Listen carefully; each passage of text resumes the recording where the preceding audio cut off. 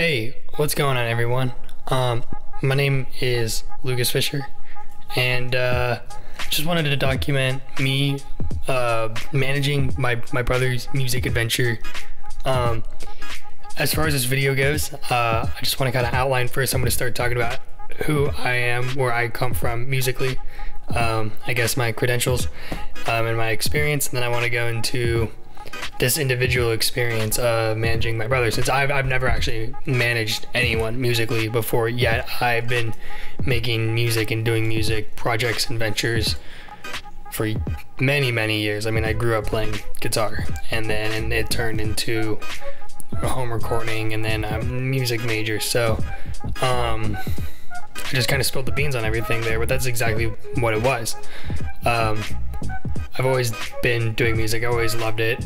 Come high school, I was in a bunch of bands, and all of them would record at my place. I do it all in my garage or my room here.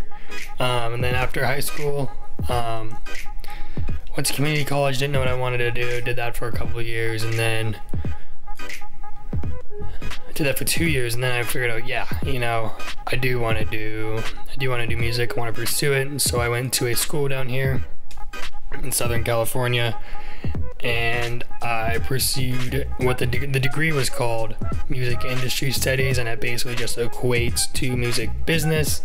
But on top of that, it's also very heavy in like live, you know, performance, live recording, live sound, mixing, all the good. And so very encompassing. And so my experience right now with music management is hearing from other people. I had a whole class that was dedicated to music management, so there's a lot of that I'm pulling from. I actually have a sheet of class notes still that I am heavily reviewing while I'm helping out my brother here. So I'm gonna pull up a iPhone screenshot of a list. I'll put it here, maybe here on the side of me, and this kind of outlines essentially all the thoughts that I had in combination with the conversation I had with my brother, who is, you know, technically the artist, just the other day. And so for those who don't know, what a manager does is you're like the artist's like babysitter, essentially. You want to make sure, you know, they get their stuff done on time. You know, I would be in contact with people for them. In this case, since this is like a home recording, home brother duo, it's very like, he knows who he wants to do the art, he knows who he wants to do this or that, so he finds them, he gets in contact with them, and then we'll just like create like group chats on the phone, and I'll keep them into the loop and the up to date, you know, it keeps my brother up to date. It's a very easy way to keep everyone together. Like I said, you're just babysitting basically a big human being. So as far as this list goes, I'm looking at it down over here. You can see at the top it says friends post. When it comes to music, especially now, and even more than ever with, you know, the coronavirus, there's no live shows. The thing that's most important to get your music out there is like social media, is your friends. It's, you know, having people that will support you and post your record either to their story or onto their Facebook page or their Instagram page or Snapchat or whatever, you know, the more the merrier. Your friends and your family at this like low stage of, you know, artistry, is you are heavily reliant on the people around you to help get your name into the world. That being said, it doesn't rely just on the people you know. You can rely on people you don't know. You know, you can always try to get your music into playlists. You know, there's always like the cold calling, just say, hey, I released an album, check it out. You can always print up cards. Later down we'll talk about like Bandcamp, how that all kind of ties in. But it's, you know, you got to do it to yourself. You can't rely on your friends. A big one is playlists. Most music that gets big is, you know, on a playlist. And that's how new artists often get discovered, is through playlists. I'm going to say it again, playlists. They're very important. And then the third thing you can do when it comes to social media and this whole promo thing is, you know, create your own Instagram, create your own outlet, your own source. So my brother already has a personal Instagram, but he was telling me when we were talking, he doesn't feel comfortable promoting his music on his own account. So I told him, hey, you know what, you go ahead, make an email for this artist. And, you know, his artist's name is Dan Fish. I'll link it in the description. I'll put a Spotify screen cap somewhere on the screen here. Dan Fish. And so I was like, create an email for Dan Fish, and what you need to do is create a new Instagram. You can choose the email, you can choose the password, just give me the login, and I'll do all the promo for you from that area. And even then he was still like, why would I want to promo it? Why would I not just want to drop it? And my answer to him was, why would you listen? It's like the only way people are gonna find your album is just by stumbling upon it at that point. And you know, let's be real, most of the time you don't listen to records you just stumble upon. You may not have the time, may not have the interest, all of that stuff. So I was like, dude, you need to build hype. Yes, your friends are gonna listen to it regardless. Yes, your mom's gonna listen to it regardless. Whatever, dude, like those are a given. But you want to build a hype for those people that follow you but don't really know you too personally, or maybe they do know you but not too well, and you want to create hype for them. You want to be releasing, you know, pre-curated art pieces that are, hey, record comes out this date, 3 months, get excited, hey, single in 2 weeks, hey, record in, you know, a month, hey, 1 week, hey, 5 days, hey, 3 days, 2 days, 1 day, tomorrow. You know, you want to build this hype so people have something to look forward to, you know. So when that day, you know, album release day does come, you got a line of people at your door stoked to listen to this record, because you've been, you know, teasing it, you've been promoting it, you've been doing all these things for a month, 2 months, however long you have been. Of course, now there is too long for promo, you know, but if you hit the pocket on that, man, you're golden. So I was telling him, you need to promo this, you need to get people excited. And then the other thing was just, you know, he was like, his album covers, which I will post, boom, boom, boom, boom, boom, all around. And then also you can see them on his Spotify. They're not bad. I mean, I was telling him, this is what I told him, they're not bad, but they're immature. They're not like seductive. You know, this is what I told him, is if you were presented with 2 albums that you've never listened to, never seen, you knew nothing about the bands, absolutely nothing. One had really sick artwork that you were totally into, and one was just like, you know, Arial font and like a screen cap of like a dog. Like, not the dogs are bad, but that's boring as hell. You're gonna listen to the cool record. You're gonna listen to the record that looks visually entertaining, because, you know, you're gonna assume, hey, it's visually entertaining, it's probably gonna be orally entertaining.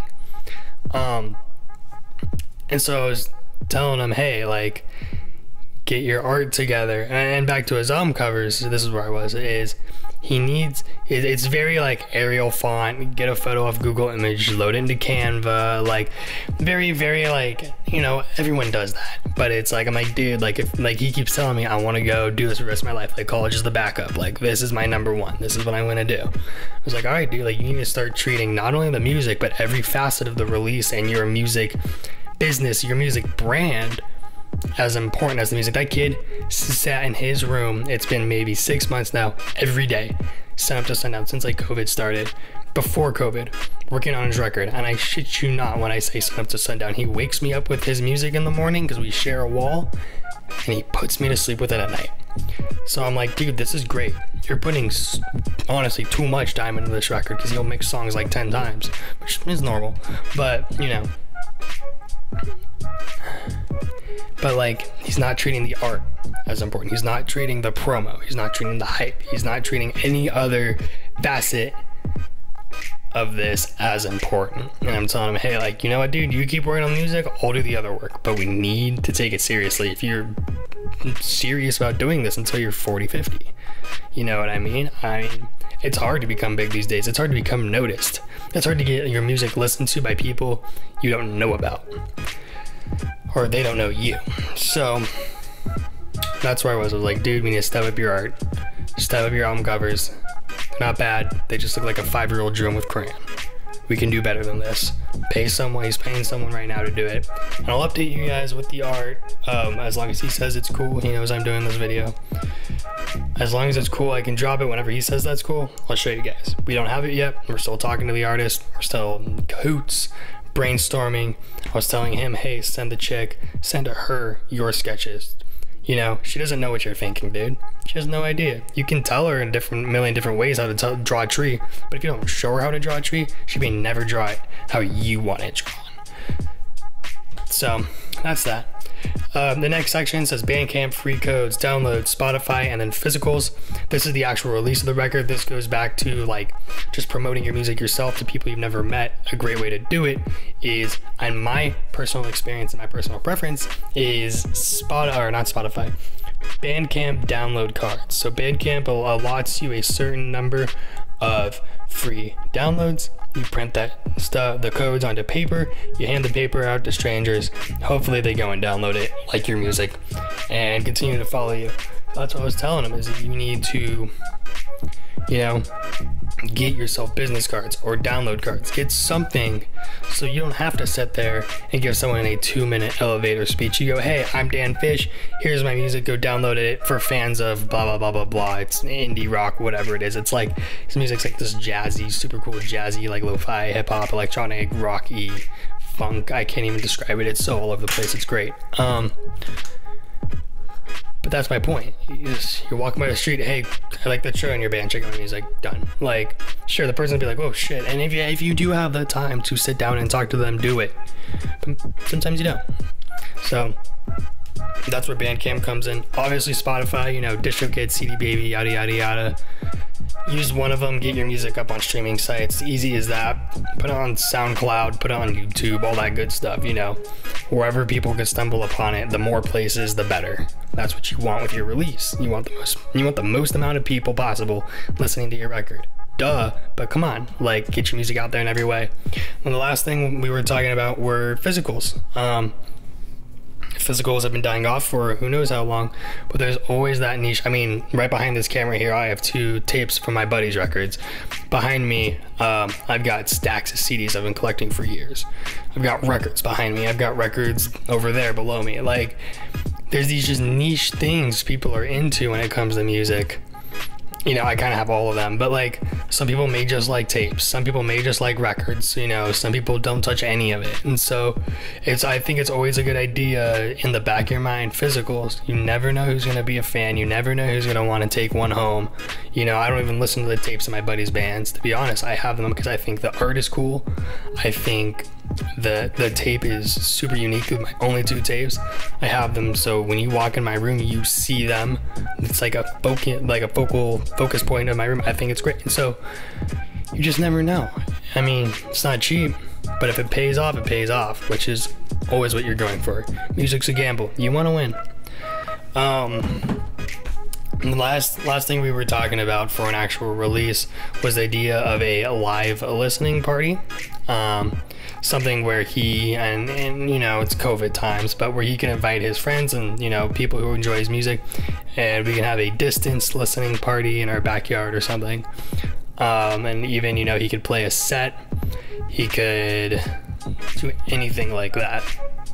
So we're just bringing kind of an idea away once the record is out or almost out, you know, just really that last like gut punch of hype, really get people into this release, really get into the record, his music, his brand, his business. So that's what we're thinking with that, and he agrees that would be a great thing to do. Huge selling point.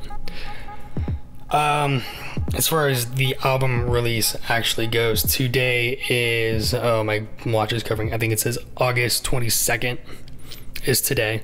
We are shooting for a mid-October album release. The earliest it could be is end of September, he said, but he still has to write one more song. He's still got to do a couple more things, so we're shooting for that. So I'll just keep you posted on how that works from my experience and whatnot, but right now we've set the mid-October as our kind of our goal right now. As we get closer to that, we're gonna be, all right, it's gonna be the first half, the last half, the middle 2 weeks. All right, it's this week, oh okay, it's gonna be this day. By the mid-September, end of September, we really, you know, if we don't know it's not releasing at the end of September, we want to have a date chosen by then. It's 10 songs. I told him, hey, that's a lot of, I don't like songs that are like or records that are super long. I don't think 10 is that bad. I don't listen to records with 13 or more songs. I just get bored. So I was like, hey, like 10 songs is great. Like, you can do as little as 1 single. I would recommend 2 if you want to put 3 out. It won't hurt. So it's just kind of wherever he feels about that. Hopefully we'll have the first single out, I'm thinking end of August, early September, just because, you know, we don't want to be releasing a single. I mean, we could release a single every 2 weeks, but we still want to build that hype. You know what I mean? The best way to release a record, an album now in 2020, because of streaming, the best way to do it is a single every 6 to 8 weeks, 2 songs every 6 to 8 weeks. You want to keep your people engaged and returning to your music. But the modern era issue with releasing an album is it's a one and done kind of thing, unless they really like your album, you know? You put out 10 songs, they listen to the 10 songs, maybe they'll come back to their 1 or 2 favorites they put on a playlist, and that's it. But you put a song out every 2 weeks, they keep coming back to your Spotify page to listen, they keep coming back to your SoundCloud or your Instagram or whatever to listen, because they keep liking what you're putting out, and it's recurring interest. It's like recurring engagement, you know, every 6 to 8 weeks, as opposed to, let's say, a record, which it could take a year to do. It could take more than a year. It could take less than a year, but still close to a year. It takes a long time, you know. People, bands, you know, I guarantee you I'm one of these people who just wakes up with a boom idea for a band or a release or a YouTube. You know what I mean? It's just like everyone wants to be creative. Everyone wants to make it. And it's like you need to know how to market yourself with reoccurring engagement. If you can't have that, you're gonna fall under the wayside and be forgotten. So I'm telling him he can do the record, but after this it's singles, and then maybe an EP, then singles, and maybe an album. You know what I mean? Got a ballpark. Start thinking about a year, 2 years down the road. And then so at this point we're at the end of the meeting. We have a different actual like notepad that we share. So we threw together a to-do list. You know, things I've just been saying, like get the art, get the promo stuff all worked out, make your new IG, promote on your IG, figure it out. I don't care what you do. Start promoting stuff. Build hype, you know what I mean? Same thing as the IG, just get people excited, get people engaged. Promote his old music. He already has a bunch of stuff on SoundCloud, Spotify, all that stuff. I'll link his link, like I said, stuff in the bottom here. Really good. Like so far it's just been like lo-fi jazzy stuff. Definitely recommend checking it out. And then the last thing we have is a recording checklist, which we have on a different, you know, notes thing or a piece of paper or something. He said he had one, so that's where we are with this. My experience with managing Dan Fish, who is my brother. I'll keep you posted. Not sure when the next video is going to be.